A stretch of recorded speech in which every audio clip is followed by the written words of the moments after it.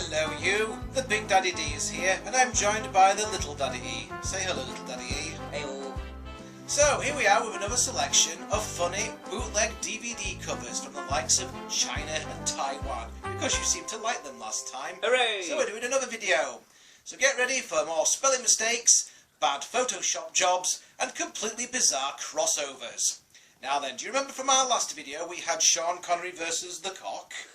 Yes, that was amazing. It was amazing. Well, guess what? What? Those bootleggers didn't just make one DVD cover of Sean Connery of the Cock, they did two. How do you make that same mistake twice? Yes, it's clear to me that the Chinese bootleggers are absolutely convinced that out there is a film where Sean Connery does battle with Dwayne Johnson's Johnson. And that is a film that I now want to see. In fact, bizarre crossovers are often commonplace with bootleg DVDs. This is often down to the fact that several movies are normally on one disc. In the case of Sean Connery versus the Cock, I get the impression that The Hunt for Red October, The Rock, The Scorpion King, and a number of other films are on there. It would also explain why poor Harry Potter has been the subject of a number of bootleg DVDs, including one where he apparently found himself in the same movie as The Fellowship of the Ring and The Pirates of the Caribbean. What do they have to do with each other? Nothing at all. But on this particular DVD cover, which we saw briefly on the previous bootleg video, we've got some sort of bizarre mishmash between Potter and the Disney live-action movie Enchanted. No wonder Harry's looking somewhat bemused in this photo. What? He's got an apple directly in front of his face. That's from Twilight. No, I think that's from Enchanted. Oh no, that is from Enchanted. But you've got Harry Potter and he's kind of surrounded by these sort of little Disney-fied animals. The DVD contains Harry Potter 1, 2, 3, 4, 5, Enchanted, as well as Jumanji 1 and 2. I didn't even know there was a Jumanji 2, to be honest. I'd like to see it's spelt right on the title, but on the bit where it says what they've contained, which Harry Potter films it contains, it says Harry Potter. Oh, right, it's Harry Potter. It's 2 R's and a T. Harry Potter. And I've just noticed Half-Blood Prince, there's actually a D at the end of Prince rather than an E. The Half-Blood Prinked. Prinked, whatever. Prinked, whatever. The Half-Blood Pringle. Oh.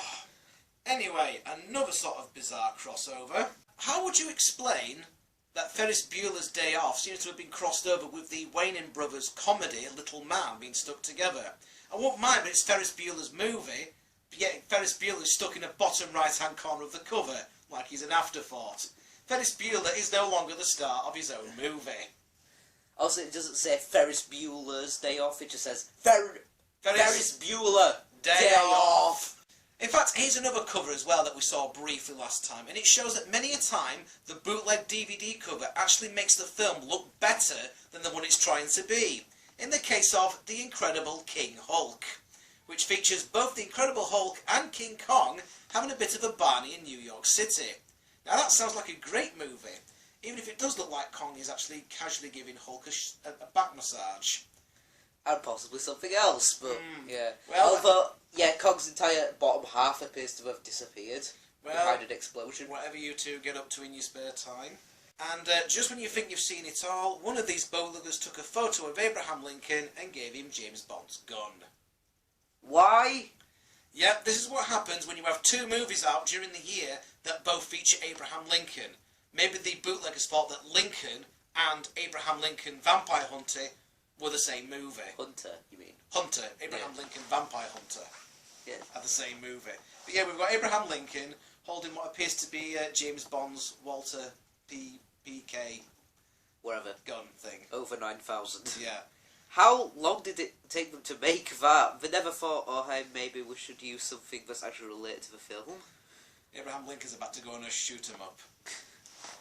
This Battlestar Galactica bootleg DVD cover manages to give us both confusing cover artwork and inaccurate critic quotes in the same place. So apparently all the episodes now take place on the Starship Enterprise. it features the cast from Stargate. Wait, no, it doesn't feature the cast from Stargate. No, but look, there's a Stargate in the background. Oh, yes, you're right. Yes, it does have the cast of Battlestar Galactica. They appear to be stood in front of a Stargate. Yeah, yes, well spotted. That's what I meant, sorry. And yes, and apparently all the adventures take place on the Starship Enterprise. And I thought this was a science fiction television series, but apparently, according to the critic quotes, it is both a good-hearted tween comedy, and it also has a Saw-like twist at the end.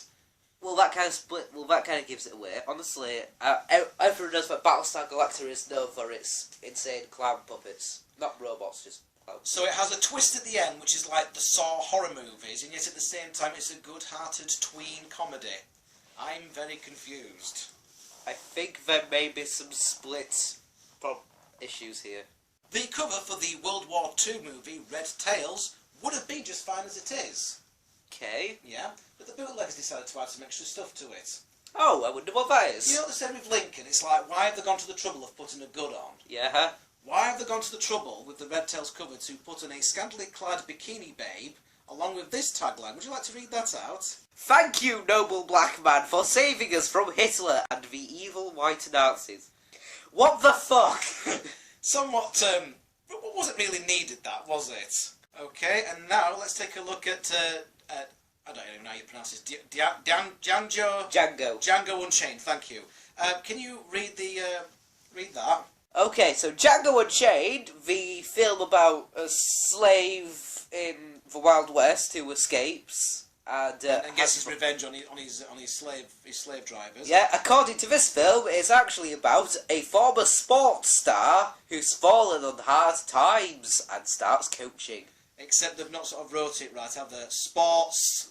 Yeah, they've like chopped off a bit of the bit of the word and put it on the next line. So it actually reads, a former sport star who's fallen on hard time starts coaching. Yeah. That appears to be 4 plots. I'm amazed. I want to watch this now. Now, this next bootleg, I wasn't going to feature it on the next video because I was convinced that I thought this won't be a genuine bootleg. Hang on, a bootleg that isn't genuine? That doesn't make any sense! Well, I know it doesn't make any sense, no. But I thought, right, this can't be a bootleg. Someone's just made this for a laugh. But apparently this is an actual bootleg. Now then, you would have thought that with a title like Die Hard, it wouldn't be difficult to translate, would it? No. Somehow we ended up with Reluctant Hero. Reluctant Hero! And the tagline, Reluctant Hero must defeat his enemies! He has no shoes! Which is true, that does happen in Die Hard. At one point John McClane doesn't have any shoes, but why make such a big thing of it on the tagline? Oh my god, he doesn't have shoes! So how can they possibly top that? With the sequel, Reluctant Hero 2, of course. His wife is in danger. Absolutely not. But this time, he has shoes! Don't forget the shoes. You mustn't forget about the shoes. The shoes apparently let him kill criminals. Now then, remember this one? The bootleg DVD cover of The Matrix Reloaded? The one where it said the white man wanted a stud to breed slaves? What? Yeah, you remember that from last time, don't you? I don't think we had that last time? We had this one last time. Now, if you think that one is a piece of work, wait till you take a look at this DVD cover for The Matrix Reloaded. It's a little bit rude. That appears to be slightly pornographic. There is a naked chick on the cover. It wouldn't surprise me if the bootleggers have pinched this photo from a porno parody of The Matrix, believing that it was genuine artwork. Put it this way, this version of The Matrix Reloaded looks a lot better than the crap we got over here in the West. As Neo would say, whoa. Do you remember the I Am Legend DVD where it said that Adam Sandler is Adam Sandler is simply outstanding, simply remarkable? That was it, wasn't it? That quote actually does exist, although not for I Am Legend. Okay. Apparently, Adam Sandler is simply remarkable in Punch Drunk Love, which is a completely different film altogether. Except not when you're in China, because the title is Punk Drunk Love. Punk Drunk Love. Right, would you like to read some more bad English on the back of a DVD cover? Oh, yay! Well, the Underworld movies don't have a particularly complex plot. It's girl meets werewolf, girl puts on leather catsuit, girl kills werewolf, girl also kills some vampires as well. What a shame that Underworld never did a crossover with Twilight. Indeed. Friggin' sparkly dicks. But even they've got sparkly dicks. Possibly. I don't think I've seen that version of the film. Not that I've seen any version of the film. Move on. But even this simple plot premise for Underworld was too much for the hard-working bootleggers who put out this hack job. Okay, let's have a read then. In a certain blood-sucking vampire and werewolf miscellaneous, a blood-sucking vampire for off-world, both parties, each other struggling long several centuries, is unable to coexist, sworn enemies. But one day, first making werewolf-smelling breeze extremely frightened woman warrior What? However, the Selena Kate Beaconsdale impersonation was in love with the young Michael Scott Speedman impersonation to race in a peaceable wolf. What? Right. So not only do they mention a werewolf smelling breeze extremely frightened woman, but it also implies that stars Kate Beckinsale and Scott Speedman were both played by impersonators. Yeah, you're not hiding it very well. Next up, we've got this Family Guy DVD. Now, to begin with, Stewie looks like a really angry version of that Baby Sunshine from Teletubbies. Oh. I will eat your soul! I will kill you all! Actually, that's pretty much the Baby Son from Teletubbies anyway. But then we also get this wonderful bit of dialogue on the back. Would you like to read this, if you can? Oh, I love doing this, actually. I actually really like doing this. Right. Moot the Griffins. Peter, though big, Lovo blow oof. That says, always saws what's on his mind. Lois, the doting mother, who exams Figaro out why Bob Bobby, Ron Coops, trying to kill her. False daughter Mog, though to the Dromo Queen, who's consolantly on Boros, my whole family. Chris, though Boofy 13-year-old, who wouldn't hurt a fly, unless it landed on his hot dog. Stewio, unless it landed on his hot dog. Stewie, wait, what? The maniacal, oh no, yecker-old Bond on World Domino Otion. Dominotion. Dominotion. And Brian, the raw cank dog, with a wit as dry as the Martinez whole drinks. The Arimoted adventurers of this outrageous family will have your whole family looking out loved. Well done for reading all that. Actually, I need to just give you a clap for that. Well done. I can't. If someone skipped ahead of this point in the video, we're all like, what the fuck is it? If you've skipped ahead, I don't blame you. The thing is, though, if you manage to straighten out the scrambled vowels in this Chinese Family Guy DVD package, the bootlegger actually gets the characters pretty much right. Peter is a big lovable oaf. Chris is a beefy 13-year-old. Meg is a teen drama queen, etc. And apparently the character that they've added in, where his description is Stewio. Unless it landed on his hot dog. Yeah, they seem to have mentioned the hot dog twice for some reason. The problem is that the bootlegger seems to have typed up the text as it was being dictated to him over the phone by his mate whilst he was having dinner, resulting in such lines as Stevio, unless it landed on his hot dog. Wonderful. Another example of blurb overload on a bootleg DVD cover is this film. I'm not going to ask you to read this bit out, but it does proudly state that it was nominated for 9 Academy Awards, including Best Picture and Best Actress, and that it is a dazzling adaptation of a classic Edwardian English novel. The movie in question is Mr. Bean. Oh, God! Yep, I don't remember it doing that well either. And the text is written in goddamn Comic Sans. Oh yes, that's always a bone of contention for you, isn't it? You see, the thing is, some Asian bootleg DVD covers are so close to being absolutely spot on that you almost feel sorry for them for not getting it quite right. Like this cover of the 40-year-old Virgem. Oh, bless. The 40-year-old Virgem. I guess proofreading's not really a thing over in China, because this certainly isn't a gem. They even embossed the text and everything. Oh, they did, didn't they? Yeah, the text. Oh, they've embossed the text. They put all the extra effort in. It's a shame they couldn't spell it right, really. Yeah. And then what about, remember 24, the TV series with Kiefer Sutherland? Oh, yeah, that. There's a DVD cover for that as well, for 24. Wheaty 4. Yeah, I should have said Wheaty 4. What is this, a bootleg DVD or a bootleg breakfast cereal? Wheaty 4. Try a new Wheaty 4s now. You only have 24 Wheaty 4s to what about The Passion of the Cheast? directed by Mel Gibson. Well done, guys. Oh, the passion of the cheese. Of the cheese. You're obviously far too good to use something like spell check.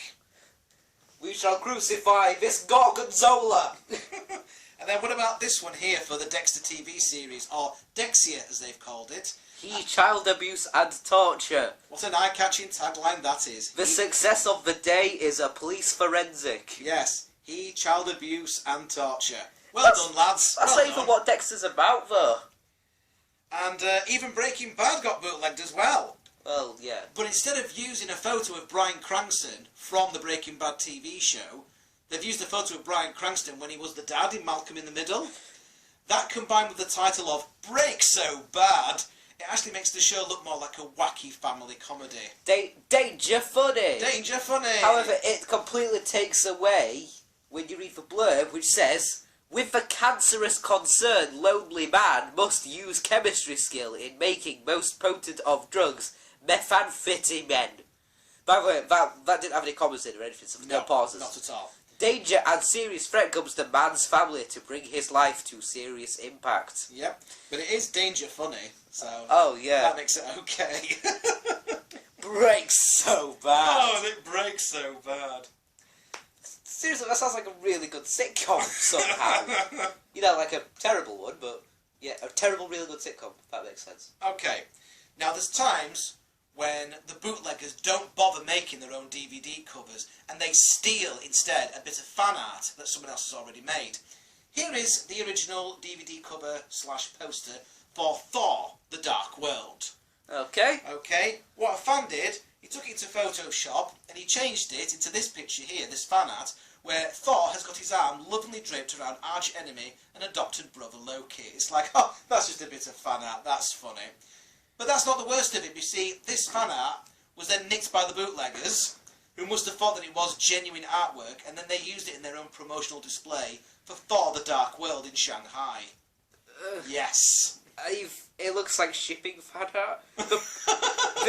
The biggest problem is that on this display they've covered up like the entire lower body area, so you've got Thor there with his arm down there and Loki's eyes closed and in bliss.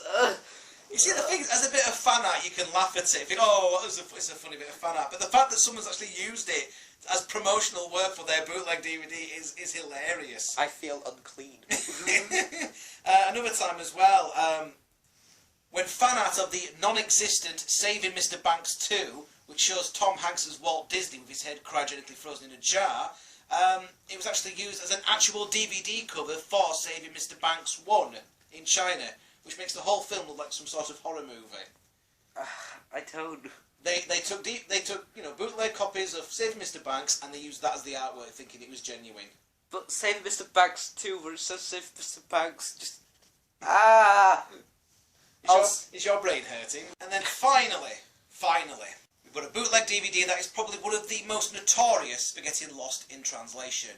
And funnily enough, the film is called Lost in Translation. Oh, wow. The original artwork shows Bill Murray in his dressing gown and slippers in a hotel in Tokyo, Japan. Yeah. The whole poster, the DVD cover, it gives off the impression that this is a art house, fish out of water comedy drama, which is what it is. The bootleg version has no sign of Bill Murray whatsoever, and it looks more like an old British Victorian period drama. So Dustin Hoffman now takes up pretty much most of the cover, despite not being in the film! And he's dressed like an 1800s English gentleman in a top hat, which certainly isn't the time period in this movie. Yes. Apparently Dustin Hoffman meets Scarlett Johansson, who is in the film at least, and they go to a green forest where they see this guy hugging his daughter on a park bench whilst the dog looks wistfully on. None of which is actually in the film. And is repeated again on the cut of the back. Seriously, how the hell could you get this so wrong? Needless to say, the Lost in Translation DVD cover got, lost in translation? I see what you did there. And on that bombshell, we finish here for another collection of bootleg DVD covers. And, if you like to see this type of thing, give us a shout, leave a message in the comment section, and we may do another one. And if you find examples of these as well, send them to us. Send them on the Twitter page, the Facebook page, and what have you. But until next time, I'm the Big Daddy D. I'm the Little Daddy E. And we're signing out for another episode of the Big Daddy D Reviews. Goodbye.